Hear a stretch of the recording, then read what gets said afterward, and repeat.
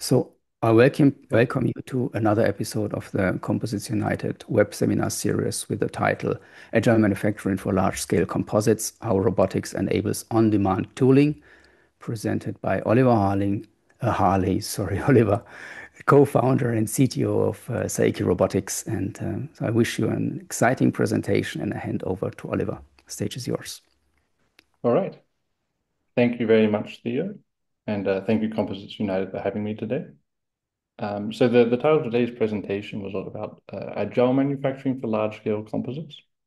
And so I wanted to talk today a bit about how on-demand 3D printing and CNC machining, along with all the software that enables this, can really change the way we manufacture.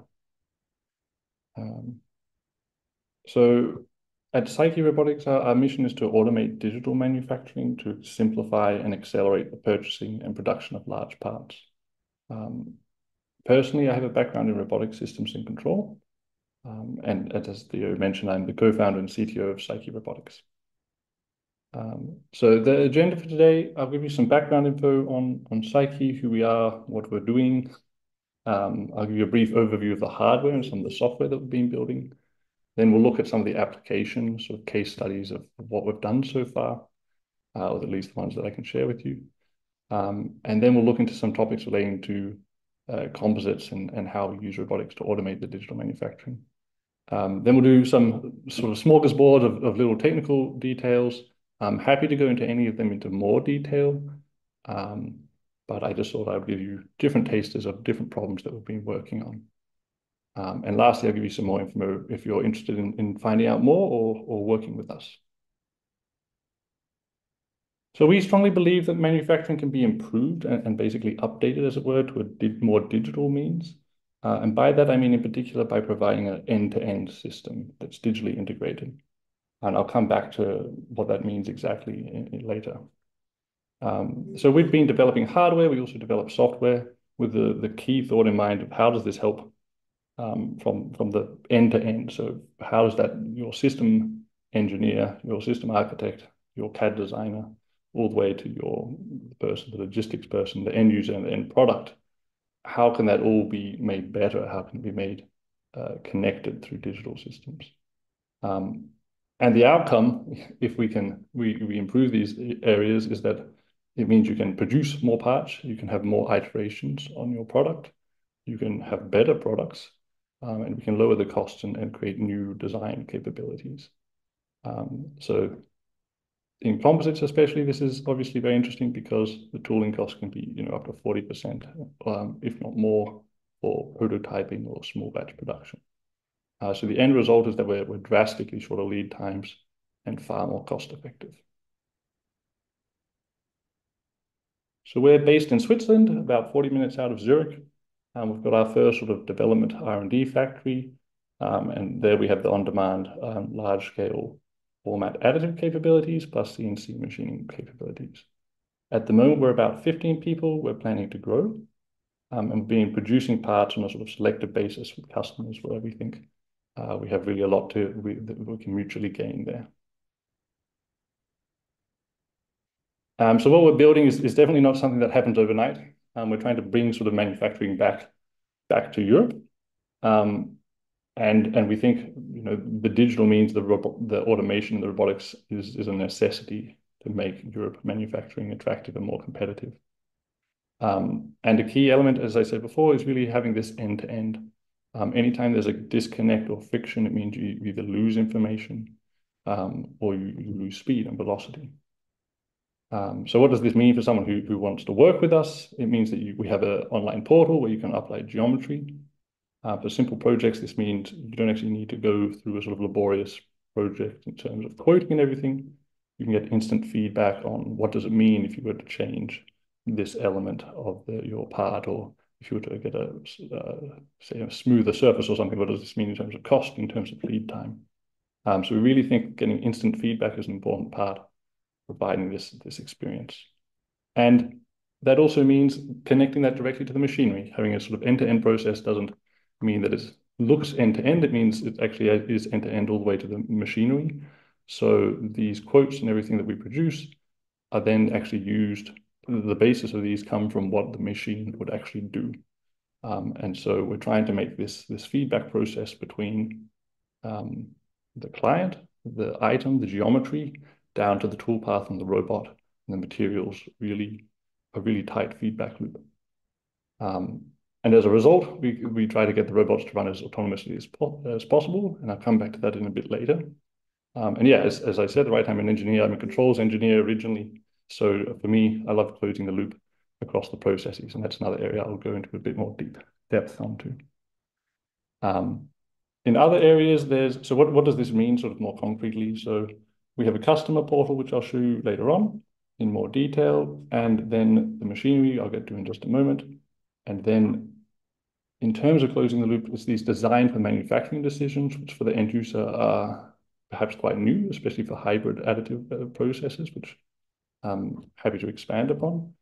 And we're trying to build basically a model where you don't need to be an expert in all the details of manufacturing to make something happen. We abstract that away in software, and we improve that abstraction as we go along. So this is our development facility for now. So we have 4 large-scale 3D printing machines, which are robotically based, plus a large format CNC machine, including a finishing and quality control area, which behind some of those machines.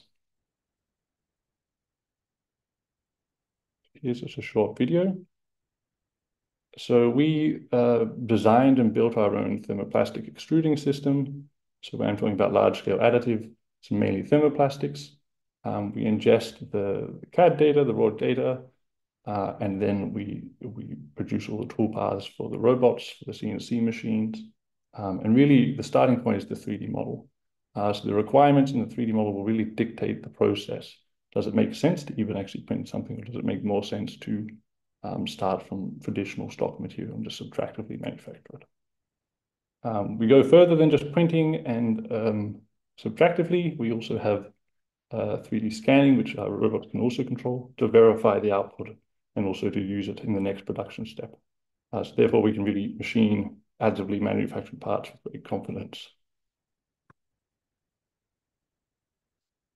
So these are sort of the areas of focus which we are finding good fits with our current processes.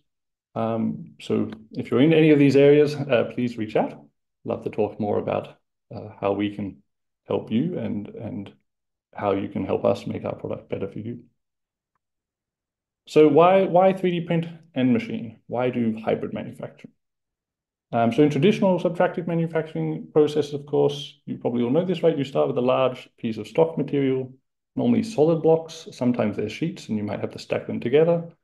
And that might include multiple steps, sawing, gluing, pre-machining. It can be very labor intense.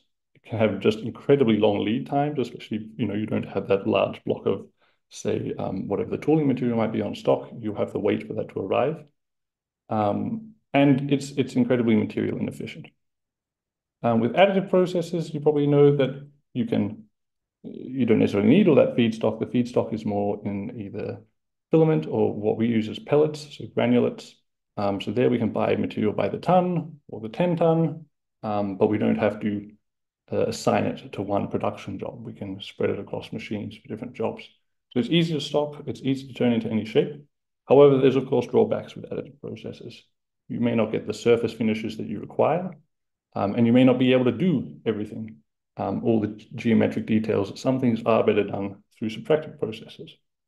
That being said, the stock material and the final part material savings compound into sort of great cost and time savings. So I mentioned that we're currently dealing only with large-scale thermoplastics. We are starting to build up and work on other additive processes, and we aim to qualify them with partners. So namely thermosets, and we're planning on doing metals as well. But the end goal is to really bring sort of a SpaceX level of innovation to Europe. And we think this is possible by having sort of an end-to-end vertically integrated factory. And you can see from the different generations that additive really can change the way that we manufacture things. But you need to have an in-depth knowledge of where the strengths and weaknesses are And that's sort of the knowledge that we've been starting to build up. Yeah, I don't want to harp on along this for too long, but of course, the complexity in geometry with hybrid can be a lot higher than with subtractive. But the weight reduction, the part consolidation, the fewer bill of materials, this is where you can really achieve cost and lead time gains. But you can also do more interesting on a technical level, at least in terms of material distribution and design, tailoring the design of parts.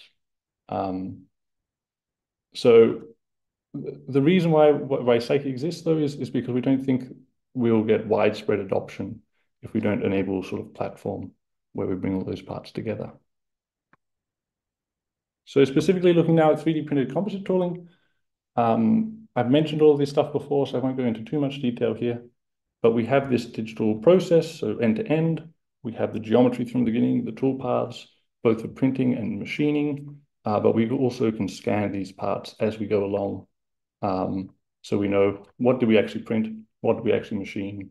Are we in tolerance? What can we improve next time? As I mentioned, it can be far more material efficient. We can be far quicker. And also, since we're dealing with thermoplastics at the moment, this is something which we can be, not only the parts, but the scrap material can all be recycled. And this is something that we've also been looking into, is how can we do this economically? Because there can be a lot of economic value in these parts. And if it's just for a one-off, it's a pity to just burn them or put them in landfill. So what sort of numbers are we talking about in terms of cost and weeks? We have made tools within a day. That means printing, milling, finishing, and even laying up a composite tool in one day. More realistically, 1 to 4 weeks, depending on how complicated things are. But again, the costs and the lead times, it's at the moment, the scale that we have with our few machines means that's maybe the source of the time rather than the processes. But so this is for a 1.5 by 1.1 by 500 mil tool, which was made for a carbon fiber. I think it was a wing spar. And yeah, this was done within a week for about 4,000 Swiss franc, as opposed to the traditional tooling request that we received. And a reason for why things can be a lot quicker is because by doing additive processes and selecting the right materials, you can often skip some of those additional steps. So in a traditional method, you may have to create, say, the negative from the positive or the other way around, depending on what you're doing, of course. And this can, just add additional steps, additional material costs, additional points where things can go wrong. Whereas if you can just directly print your mold or your tool and then just machine away just a small amount, it means, one, you don't have to have that additional step of making the negative. And two, you're only machining away a small amount of material at the end. So your CNC machine can just be doing sort of higher value production in the sense that it's doing more finishing.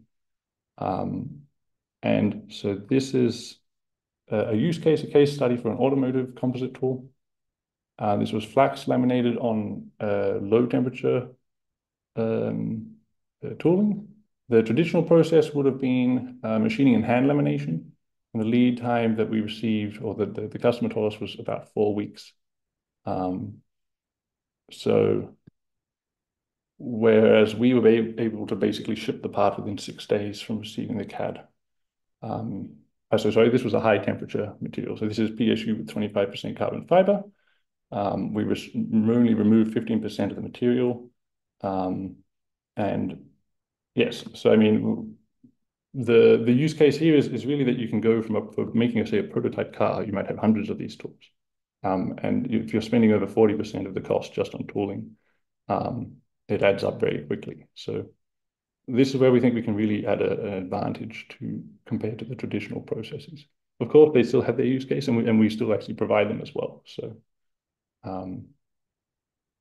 another use case, so this is more just application area. So we've done parts with drones. We've integrated external components, so for vacuum ports, locating features, and the like. And also for performance automotive. So we've also done high temperature direct tooling. And again, customer came to us because we could be a lot quicker than any alternative. So this is the tool that we manufactured is on the left here. So you can see once it's been machined and polished, you wouldn't have thought it was additively manufactured. And so these were components that were used in a performance automotive car.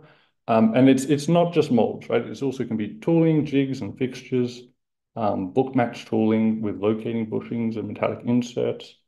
And it's all about cost there.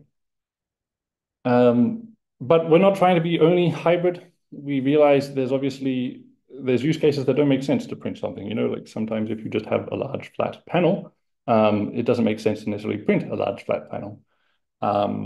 So we also provide the services where we can machine traditionally, and we're building the software solution that lets us say which process should we use for what process and which steps should be used for the geometry or the end use or the requirements that are provided. So this is something we can advise people on. It's also something you say, look, I know what I want. Please just manufacture the thing. And that's a service we can also provide. So I haven't talked too much about the hardware of what we've built. You can see these are KUKA robots, but we designed and built the extruder ourselves and integrated the cell and the automation system. So this is all our design, and by doing this, it allows us to really have this integration. We can really see, is the temperature zone too hot? Is it too cold? Does this make sense for this material? And this means that we can improve the operational aspects. We don't need an operator who's versed in every single aspect because we can improve the programming and the code that actually operates the machine with quite a lot of ease. The CNC machine, we're not building CNC machines. There's enough of those people out there, but we are integrating them into the factory as well as we can. And then the inspection process. So this is a 3D laser scanner. It can also be done used handheld, but we can also integrate it with the robot. And other elements, we sort of built tool changing systems so that the robot can sort of autonomously switch between a printing tool, a scanning tool, and whatever other tools might come in the future. However, I want to really emphasize that we're not a 3D printing company. We do have 3D printing, but that's not our ambition. Our ambition is to be a solution provider for digital manufacturing. And so that's why we're also doing the software and not just selling 3D printing tools and systems. In composites or really any types of manufacturing, right, the materials really sort of define the capabilities of the part and also the cost. So in terms of thermoplastics, we have sort of three main categories: low temperature, mid temperature, and high temperature. Why are they split that way? Well, it makes sense if you're going to put things in autoclave or out of autoclave, then obviously you don't want your tool becoming a molten mess.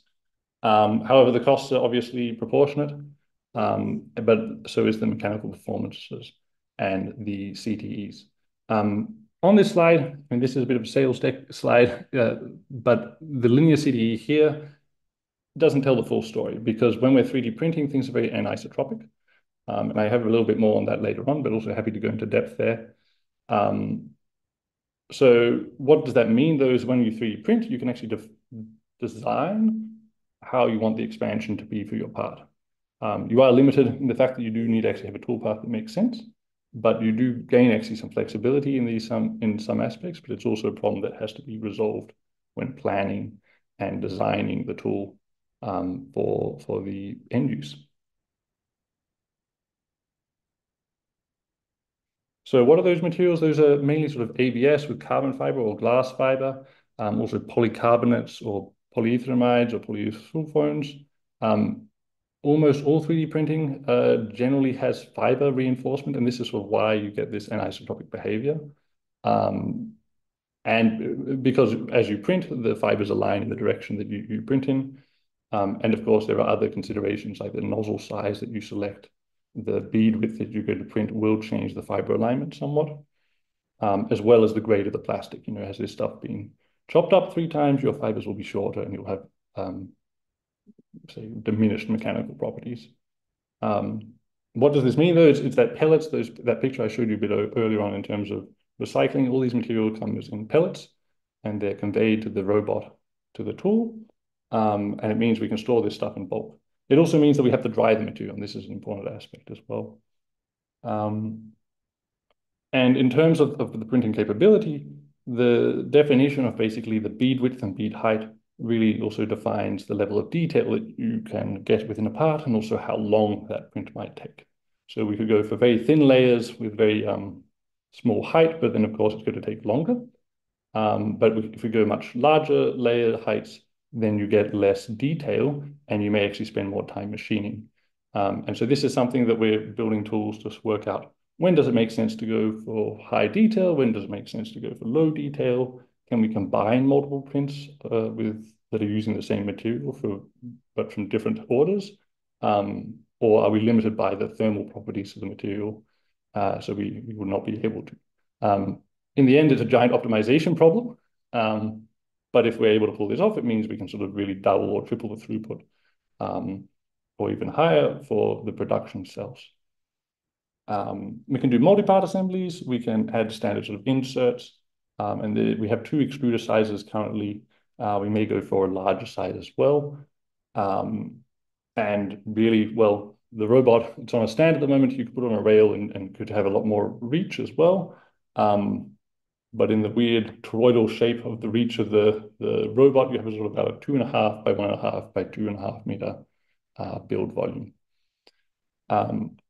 Since we're doing the hybrid processes, in terms of efficiency, it doesn't necessarily make sense to machine all sides.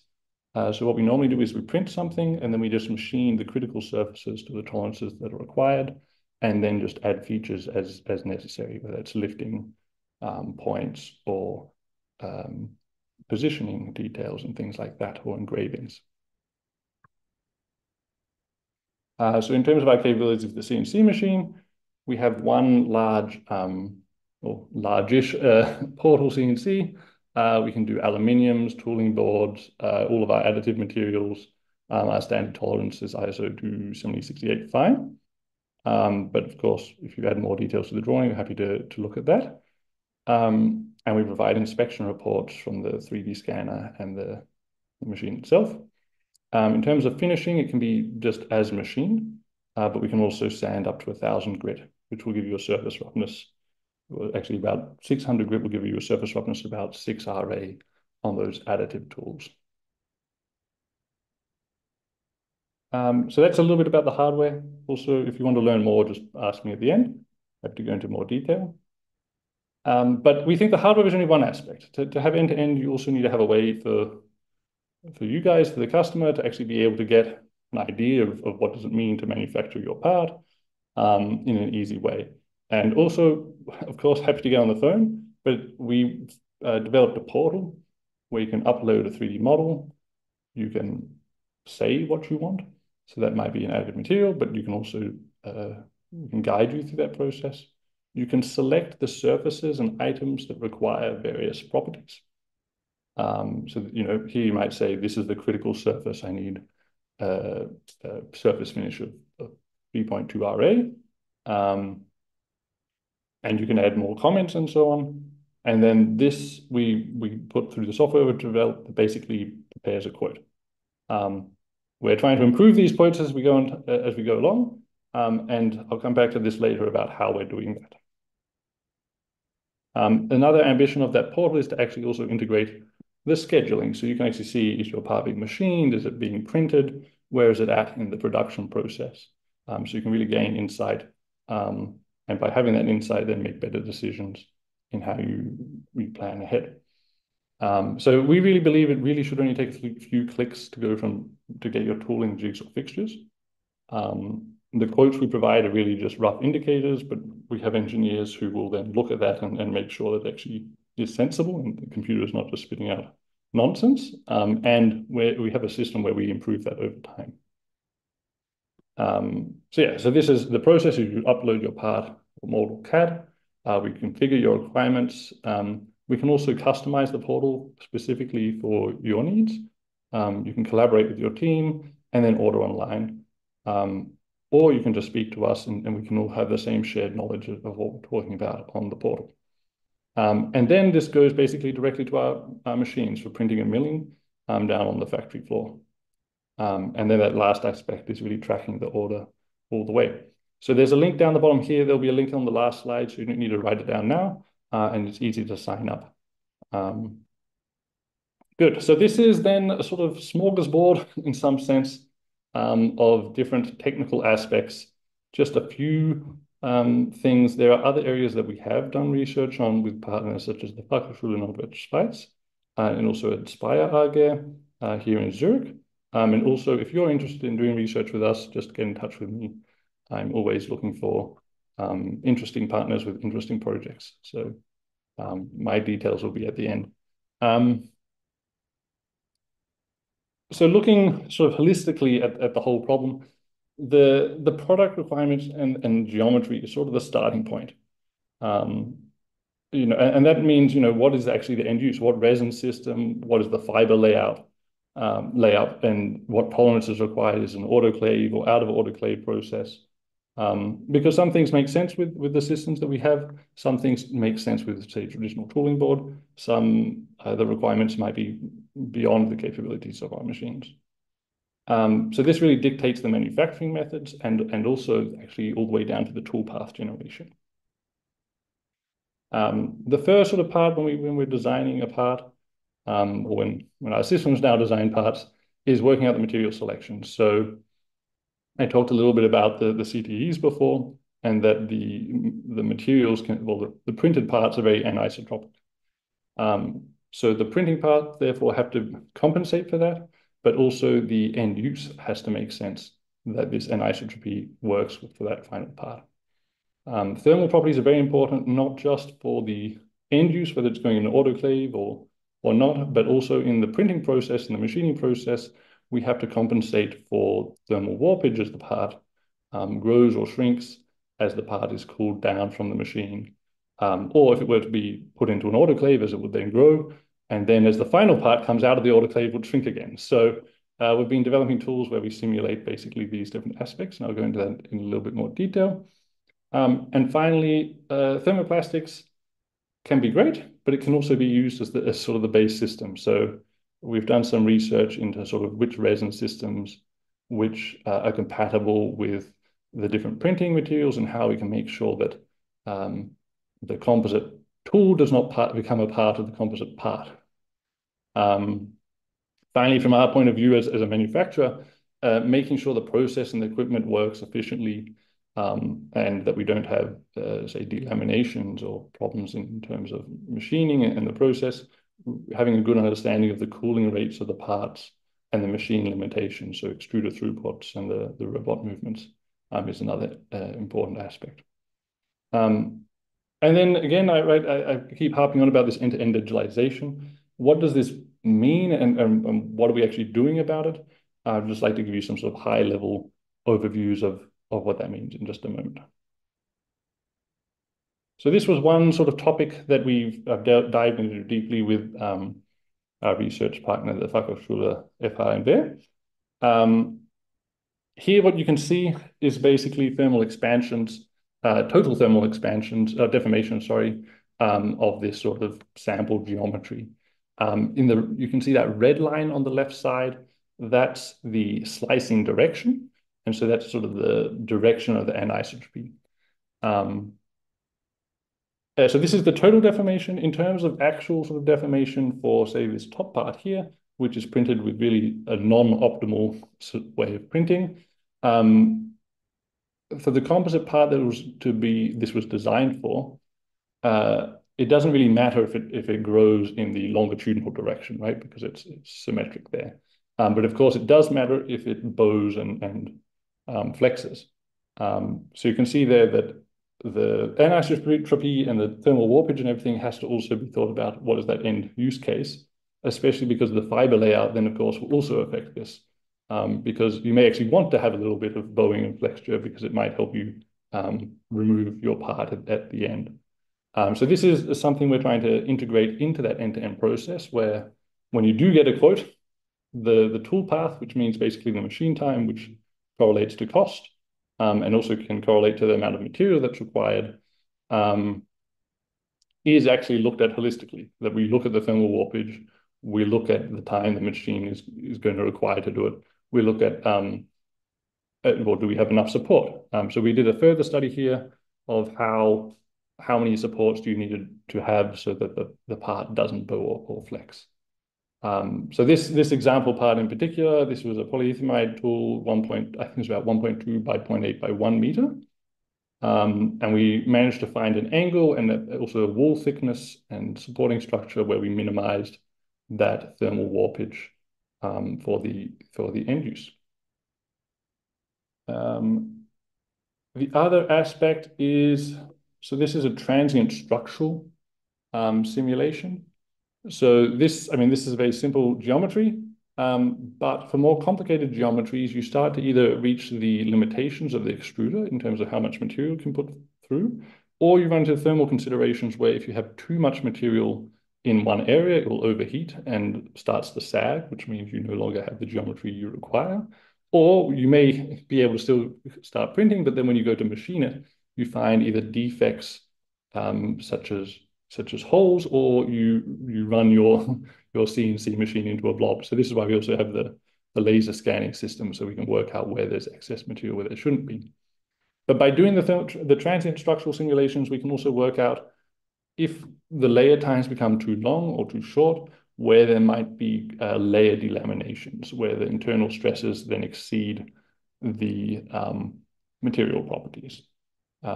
So this is the same part, and here you can see the thermal simulation on the right, and on the left, the transient structural.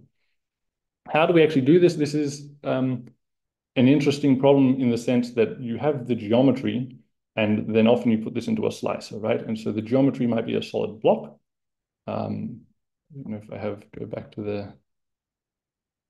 So in this example, right, the geometry here is not a solid block, it's an outline. But if you were to imagine the geometry were a solid block, then you can use the slicer to take these sections. And in doing so, though, it makes it very hard to actually simulate it, because now you have to work out what is your slicer going to do given your geometry. So meshing it now becomes non-trivial. So we've developed some tools where we can take solid geometries or sliced outputs, look at what the actual machine code, the G code that's going to run, and build the transient and the simulation, the FEMOM models based off of that. So that is, well, that's sort of what this first demo was that we did a few weeks ago. That one I think I've already shown. Oh, there we go. Coming then to the other topic, which was sort of this end-to-end digitalization. What does it actually mean? So we have another research project with Inspire, and there we're looking at how can we integrate a process-aware cost estimation framework. So by that process, I mean really having it down to the machine. What is the machine doing? What are the dynamic limitations, the kinematic limitations? Your G code can say whatever, or your slicer can say whatever, but if the machine is running into its limitations, you could add a lot more time, or the part may actually just not be manufacturable as is. And so as a good controls engineer, I like to have feedback loops in many things. And I mean that really across the whole process. So the cost estimation system that we're currently building is based off the real-time, well, not just the real-time, but the historical data coming from the machines. You know, we scheduled it for this long, but it actually took that long. Was this due to someone being sick? Or was this due to the machine running into limitations? Do we need more machines?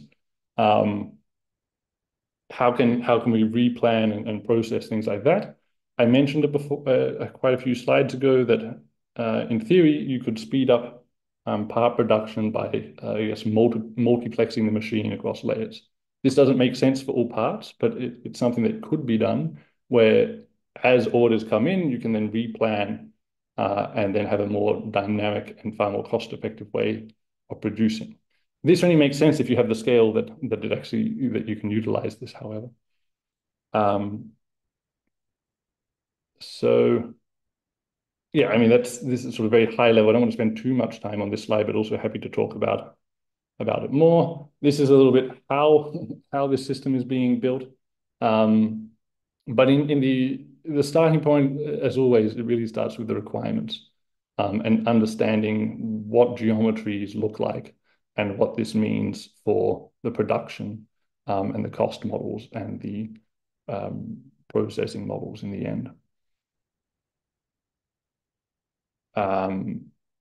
So yeah, so this is just, again, a little bit more detail in that we don't want to just stay purely digital. The digital twin actually has to have a physical system. So modeling that and understanding where the difference is and the uncertainty is an area that we're currently developing.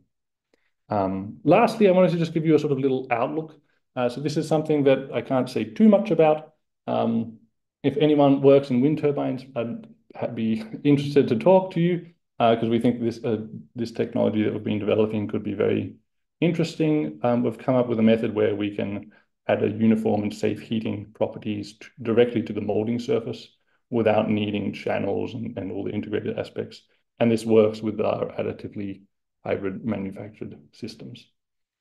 Also, we're looking at adding new additive systems such as thermosets and metals as we go along. So if that's an area that's interested you, please get in touch because I have, well, things under development there. And then wrapping up, if you'd like a free sample, if you've never seen an additive tool, you don't believe me, I'm happy to send you a free sample. And then you can make your own carbon part, this black part, on that tool.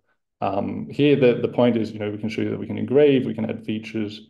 And so these are available upon request. Yes, so if I haven't bored you to death already, we have an CU Innovation Day coming up on the 4th of December. It's on construction, but if you want to talk other areas, I will be happy to do so. Another area that I haven't talked about today is that we make formwork, Betonschalung for concrete production. So that's another area that we're in, but if anything today I said was interesting to you, please come along and you can see our facility. So thank you very much. Please get in touch with myself. If you'd like to use the app, I've added the QR code and the URL here. If you want to buy something directly, come to the sales website of that QR code. But if you want to have more talk about technical discussions, now is the time. Or happy to speak to you on a call or video call or however else in the future. So thank you very much. And back to you, Theo, I guess. Thank you. Thank you, Oliver. Thank you very much for presenting.